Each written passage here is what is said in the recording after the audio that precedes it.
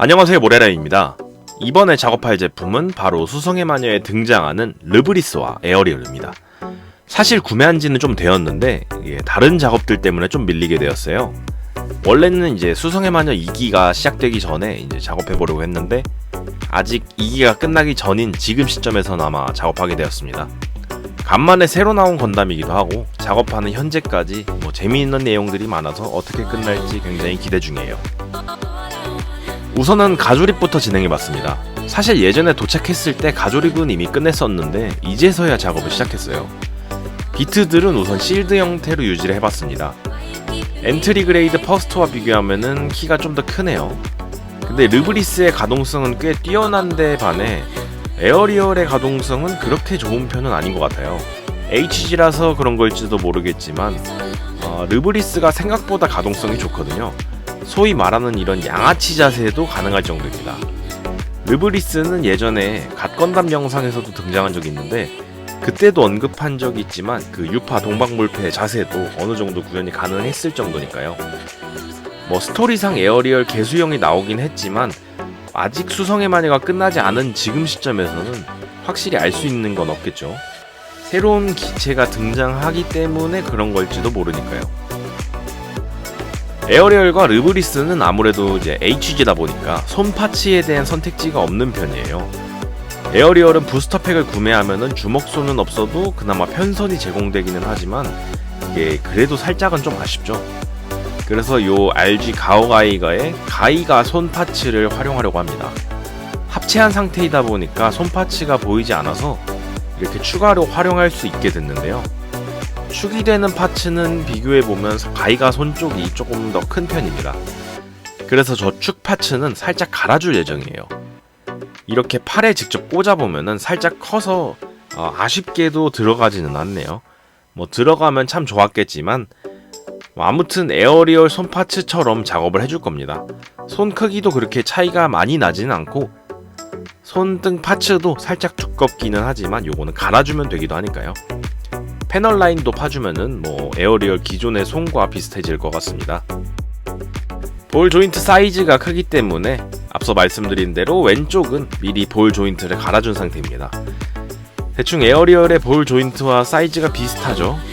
다른 편손도 비슷한 사이즈로 두께를 얇게 갈아주도록 하겠습니다. 한번 손목에 장착을 해봤는데 이게 꽤 잘 맞네요. 흔들어도 빠지지 않는 게 딱 좋게 갈린 것 같습니다. 혹시나 너무 얇아서 빠져버리게 된다면 이런 순간 접착제를 이용해서 얇게 한번 살짝 발라주면 됩니다. 혹시나 르브리스에도 안 맞을 수 있으니까 껴주도록 할게요. 근데 결국에는 같은 사이즈라서 르브리스에게도 잘 맞네요. 나머지 손들도 똑같은 사이즈로 갈아주도록 하겠습니다. 가이가의 손등에는 이게 따로 패널 라인이나 그런 게 없이 좀 밋밋한 상태라서 에어리얼 손처럼 이렇게 작업을 해주도록 하겠습니다. 원래는 좀 굴곡이 있는 편인데 이게 사포질로 평평하게 만든 뒤에 패널 라인 작업을 진행하고 있습니다. 기존 무늬가 딱히 독특한 문양은 아니라서 어려울 건 없을 것 같아요. 에어리얼 손과 비교하면은 이제 기존 손이 좀 더 얇고 날렵한 느낌인데 가이가 손 자체가 어쩔 수 없기 때문에 그냥 진행하도록 하겠습니다. 완전히 똑같이 하려면은 처음부터 3D 프린터 같은 걸로 출력하는 수밖에 없을 것 같거든요. 이번에는 앞쪽 허벅지에 패널 라인을 넣어주겠습니다. 너무 넓은 거에 비해 좀 휑한 느낌이다 보니까 밋밋하고 심심해 보이더라고요. 데칼을 붙이면은 다를 수도 있겠지만 또 데칼이 없어도 이제 좀 까리하게 보여야 되지 않겠습니까? 이제 슥슥 긋고 나면은 패널 라인이 적당히 그려졌습니다. 그리고 반대쪽도 동일하게 그어주도록 하겠습니다. 사실 좀 곡선형이다 보니까 이게 또 어떻게 패널 라인을 칠할까 많이 고민했는데 이미 패널 라인이 약하게 그어져 있는 게 있어서 그 라인을 따라서 비슷한 컨셉으로 한번 그려봤습니다. 패널 라인은 열심히 공부해도 참 어렵네요. 새 패널 라인들도 그어주고 적당하게 기존 선도 강하게 그어주고 나면 남은 거는 사포질 뿐이죠. 사실 전체 작업 중에 사포질이 제일 지루하고 귀찮지만 여기서 밑작업을 잘해야 이쁜 작업물이 나올 수가 있는 거니까 참고 견뎌내는 수밖에 없습니다. 그러고 보니 제 영상을 보시고 도움이 많이 되셨다는 분들이 계셨는데 도색에 관한 기초부터 한번 영상을 만들어 볼까 생각을 한번 해봤어요. 저보다 고수분들은 정말 많고 많은데 그래도 조금이나마 제 영상이 도움이 될 수 있다면은 한번 제작을 해볼까 생각은 하고 있습니다. 정말 기초적인 것만 다룰 거라서 그렇게 대단한 내용은 없을 것 같기는 해요. 아무튼 이제부터 도색 작업을 진행하겠습니다. 블랙 서페이서부터 올려줄게요. 우선은 리서큘레이션 컨셉이다 보니까 전체적으로 블랙이 많이 사용되는 편입니다. 그래서 블랙 서페이서를 밑색이자 바탕색으로 사용할 거예요. 물론 서페이서 위에 블랙을 추가로 올려도 되지만 블랙 서페 자체가 워낙에 컬러도 잘 나오고 피막도 어느 정도 유지가 돼서 그냥 사용해도 괜찮습니다. 사실 피막이 좀 너무 두꺼운 것도 좀 그렇죠. 그리고 그레이 서페이서도 사용합니다.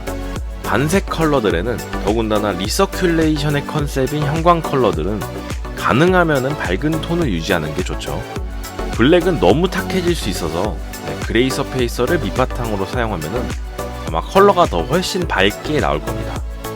화이트 서페이서를 사용해도 괜찮겠지만 그러면은 생각보다 너무 밝은 톤이 나올 것 같아요. 티탄즈 블루 1입니다. 너무 또 블랙으로만 하면 재미가 없을 것 같아서 블랙과의 톤 분할을 위해 사용합니다. 사실 티탄즈 블루 1과 블랙은 이렇게 크게 눈에 띄는 톤 분할은 아니라서 요거보다는 아주 약간 더 밝은 톤이면 좋겠는데 다음부터는 톤 분할 때 조색을 할까 싶기는 해요. 단독으로는 이게 참 좋은 컬러지만 톤 분할 때는 좀 더 밝았으면 좋겠습니다. 아니면은 다른 도료를 찾아볼까 싶기도 합니다. 스타브라이트 골드입니다. 에어리얼에만 사용해 주려고 해요. 사실은 이제 기존 르브리스 리서큘레이션 버전처럼 딱 두 가지 색에서 톤 분할만 진행해 주려고 했는데 너무 한 색으로만 통일하면 심심할 것 같아서 골드를 사용해 봤습니다. 프레임은 전부 스타브라이트 아이언으로 진행하도록 하겠습니다. 기존 리서큘레이션 버전은 이게 프레임에 너무 형광 파츠만 사용했더라고요. 뭔가 안 어울리는 것도 형광 파츠로 되어 있어서 그거는 좀 별로다 싶어가지고 프레임을 스타브라이트 아이언으로 한번 도색해봤습니다. 물론 좀 드러나는 부분의 프레임은 형광 컬러로 가려고 해요.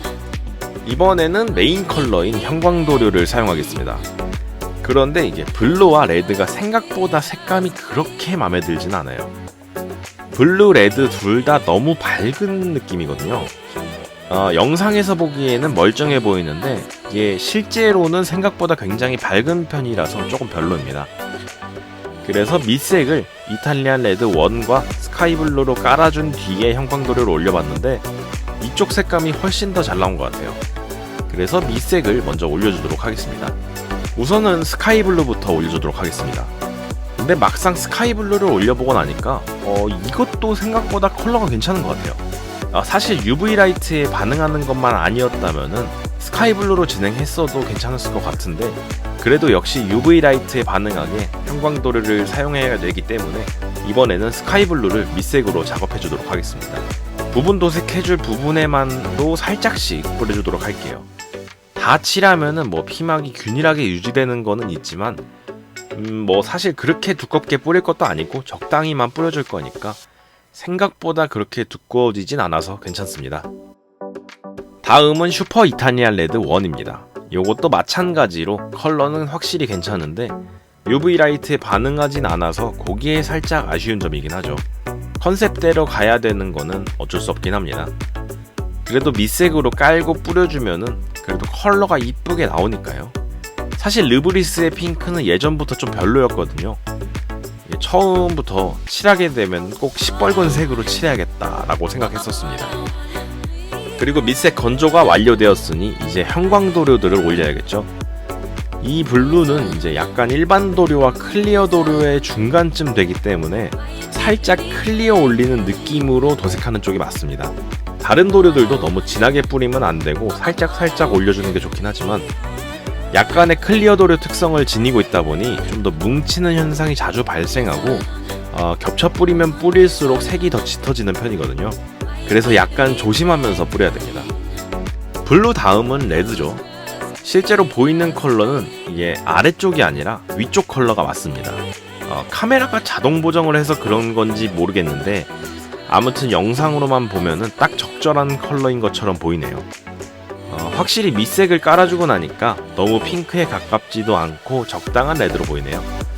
UV 라이트를 비춰봤는데 잘 빛나고 있죠. 나머지 파츠들도 깔끔하게 뿌려주도록 하겠습니다. 근데 생각해보면 블랙 서페이서에서 뿌렸어도 비슷한 컬러가 나오지 않았을까 싶긴 하네요. 뭐 이미 지나간 일이지만 그냥 좀 더 안전한 길로 돌아왔다고 생각하겠습니다. 기본 컬러 도색은 완료됐으니까 이제 마스킹을 진행해야겠죠. 언제나처럼 마스킹 테이프를 잘 붙여서 꼬치로 패널 라인을 따라 잘 긁어준 뒤에 아트 나이프로 잘 잘라서 마스킹 테이프가 벗겨지지 않게 잘 고정해줍니다. 빔사별종 마스킹이 너무 얇아서 살짝 빡세긴 했는데 열심히 하니까 잘 되더라고요. 사실은 지금과 반대로 작업했다면 좀 더 편했을 것 같긴 한데 메인 컬러들이 좀 더 잘 나올 수 있게 작업했다고 생각하겠습니다. 근데 반대로 작업했어도 어차피 포인트 줄 부분에 밑색을 깔고 올렸어도 전혀 문제가 될 건 없었겠네요. 뭐하러 이렇게 힘들게 했는지 모르겠습니다. 아무튼 마스킹이 끝났으니까 부분 도색을 해야겠죠. 뉴트럴 그레이로 시작합니다. 뉴트럴 그레이는 그렇게 많이 사용하진 않았어요. 그냥 블랙과 티탄즈 블루 1의 톤 분할을 위해서 약간의 부위들만 진행해봤습니다. 패널 라인 열심히 팠는데 또 같은 컬러로 칠해버리면 아쉬우니까 나 패널 라인 팠다! 라고 대놓고 보여주는 쪽이 좀 더 기쁘니까요. 사실 이거 전에 아티팩트를 칠해서 그런지 에어브러쉬 작업이 너무 손에 착착 감기고 편하네요. 와, 붓도색만 하시는 분들 정말 대단하다고 생각합니다. 그리고 톤 분할을 위해 재등장한 티탄즈 블루 1입니다. 따로 보면 차이는 없지만 둘이 붙여놓으면 생각 외로 톤 분할이 되어 있는 게 보이긴 하거든요. 화이트와 그레이 정도의 차이는 아니지만 또 미묘한 톤 분할이라는 게 멋있잖아요. 저만 그렇게 생각할지도 모르겠지만 저는 또 너무 드러내지 않고도 존재감을 어필하는 그쪽을 좀 더 좋아하거든요. 그렇다고 드러내는 쪽도 싫어하는 건 아니에요. 근데 하지만 또 그 절제함에 있어서 오는 그게 또 멋있지 않나 생각합니다. 다시 블랙 서페이서입니다.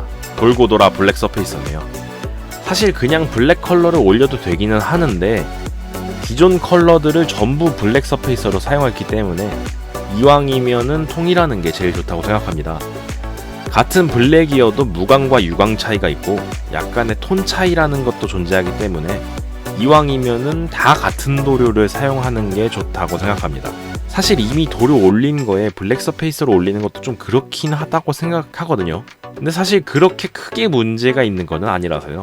서페이스 자체에 퍼티가 조금 섞여 있고 그 표면을 약간 녹이면서 접착을 한다고 할까요?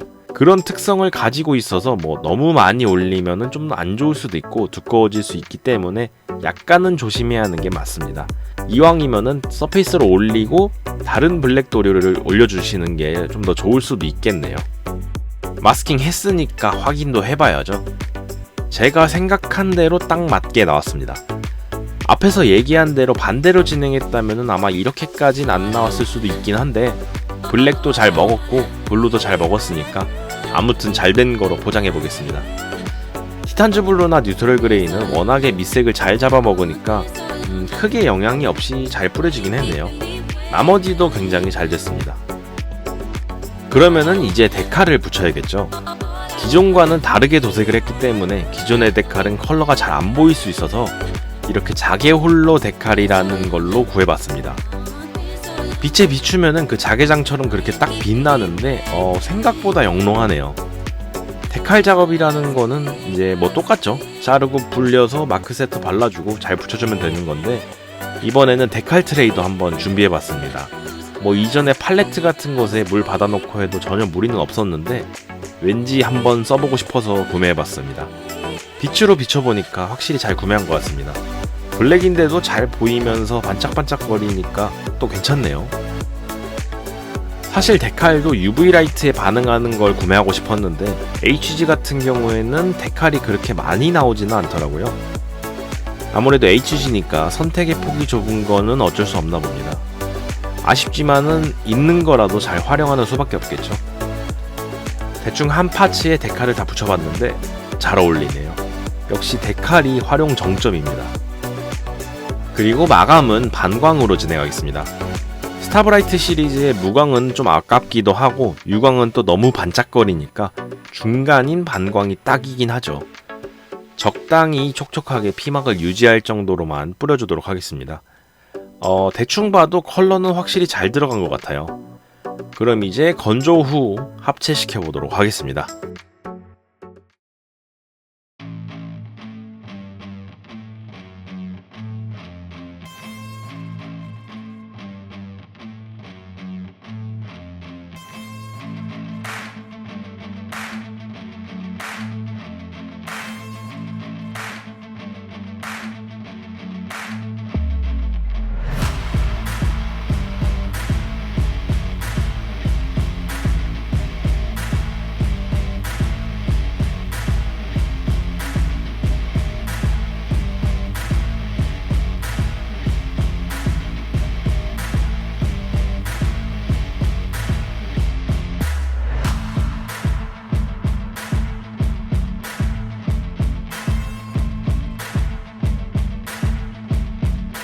이렇게 해서 HG, 에어리얼과 르브리스, 리서큘레이션 버전이 완성되었습니다. 컬러 조합 자체는 잘 된 것 같지 않나요? 블랙톤으로만 사용하긴 했어도 이런저런 톤 분할도 해주니까 꽤나 잘 어울리게 나왔다고 생각합니다. 그리고 빈 파츠에도 추가로 한번 도색을 해봤어요. 별거는 없습니다. 그냥 화이트 서페이스 올려주고 가운데 이렇게 빔이 방출되는 느낌으로 바깥쪽부터 도료는 기존의 형광 도료들로 에어브러쉬를 사용해서 살살 도색해봤습니다. 그리고 추가로 쿠션 데칼들도 몇 가지 붙여주고 형광 패널라인 액센트도 한번 살짝씩 넣어봤습니다. 그리고 조명을 끈 뒤 UV 라이트를 비춰보면 확실히 잘 빛나고 있죠. 이 비주얼 자체도 정말 잘 나왔다고 생각합니다. UV 라이트가 좀 작은 거라 이렇게 직접 손으로 비춰보는 수밖에 없어서 균일하게는 안 나오는 게 좀 아쉽지만 확실히 컬러 자체는 잘 분배된 것 같아요. 퍼메스코어 쪽도 빛났다면 좋았을 텐데 그거까지는 능력이 안 됐네요. 아무튼 깔끔하게 도색이 돼서 만족스럽습니다. 포징을 또 한번 해봐야죠. 간단하게 박스아트처럼 포징을 해봤습니다. 포징이 애매할 때는 박스아트만 한 게 없죠. 방패도 너무 하얀색이었을 때보다는 다채롭게 변해서 더욱 잘 어울린다고 생각해요. 기존 리서큘레이션은 이제 라이플은 통째로 핑크였고 비트실드는 또 통으로 블랙이어서 굉장히 밋밋하고 재미없는 컬러였는데 역시 이렇게 손이 가야 또 이쁜 장르가 튀어나오는 것 같아요. 다음은 에어리얼입니다. 마찬가지로 박스아트 포징을 해봤는데 에어리얼도 르브리스에 비하면 살짝 아쉽지만 HG 치고는 가동성이 나쁘지 않다고 생각합니다. 밋밋하던 허벅지도 이런저런 작업과 데칼이 잘 살려줬고 개인적으로 전체적인 컬러가 굉장히 잘 들어갔다고 생각합니다. 그리고 이상하게 이번에는 퍼스트의 이 포징을 한번 해보고 싶었어요. 이번 작업을 하면서 중간에 자꾸 포징을 취해보는 일이 많았거든요. 왜인지는 모르겠는데 뭔가 자꾸 손이 가게 만드는 프라였던 것 같습니다. 또 두 개를 완성했으니까 같이 포징을 안 취해볼 수가 없겠죠. 블루와 레드는 또 상반된 느낌이면서도 잘 어울려서 투샷도 꽤 괜찮게 나온 것 같습니다.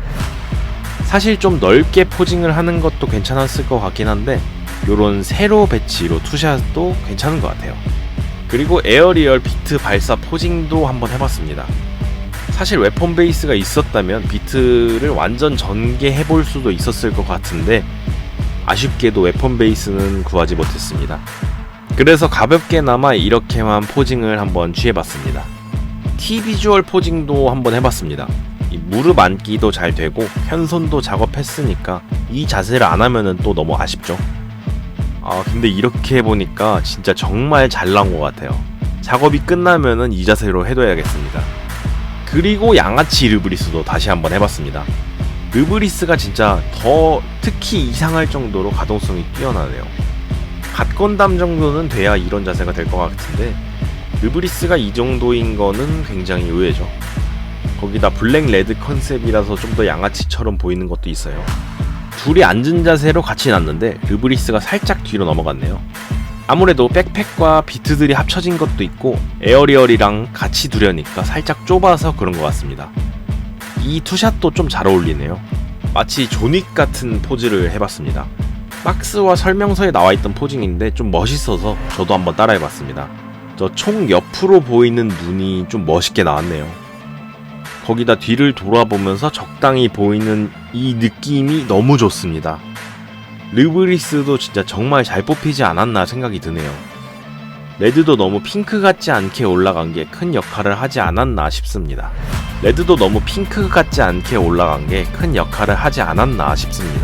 그리고 에어리얼도 비트를 전부 착용한 상태에서 포징을 한번 취해봤습니다. 저 허리 뒤쪽에 애매한 날개가 좀 더 별로예요. 그래서 총에 달린 비트와 같이 합체를 하려고 했는데 요거는 너무 길어서 그게 안 되더라고요. 저는 비트를 착용한 상태보다는 실드 모드가 더 나은 것 같습니다. 그래도 잘 나왔으니까 저는 만족하고 있습니다. 이렇게 해서 이번 작업도 완료가 되었습니다. HG 치고는 신작 주인공 기체들이라 그런지 프로포션이나 퀄리티 자체가 굉장히 잘 나왔다고 생각하고, 저 가슴 쪽에 저 신기한 기술을 이용한 파츠 사출도 정말 놀라울 정도입니다. 거기에 리서큘레이션 버전으로 작업을 했다 보니까 뭔가 묵직하면서도 컬러 포인트가 잘 된 것 같아서 너무 좋네요. 개인적으로는 좀 재밌는 작업이기도 했고, 작업하면서 자꾸 한 번씩 이런저런 포징 같은 걸 시도하게 되더라고요. 정말 만지는 맛이 있는 재미있는 프라라고 할까요? 영상을 제작 중인 현 시점에서는 수성의 마녀가 아직 끝나지 않고 총집편을 방영해서 다음 주에는 얼마나 더 굉장한 내용이 기다리고 있을지 상당히 기대 중입니다. 사실 등장하는 기체들이 좀 더 다양해지고 프라로 많이 발매가 됐으면 좋겠습니다. 더욱더 컨텐츠도 많아질 것 같아서 재미있을 것 같고, 오로지 저의 추측이지만 에어리얼 개수형이 아닌 새로운 기체가 새로 등장하지 않을까라는 뇌피셜도 있기 때문에 완결이 상당히 기대 중입니다. 마지막 화에서 끝나는 게 아니라 시즌3, 시즌4까지도 나오게 된다면 좋겠습니다. 이번 영상도 시청해주셔서 대단히 감사드리고, 앞으로도 더욱더 재미있고 좋은 아이디어를 가지고 영상을 만들어 보도록 하겠습니다. 감사합니다. 모래라임이었습니다.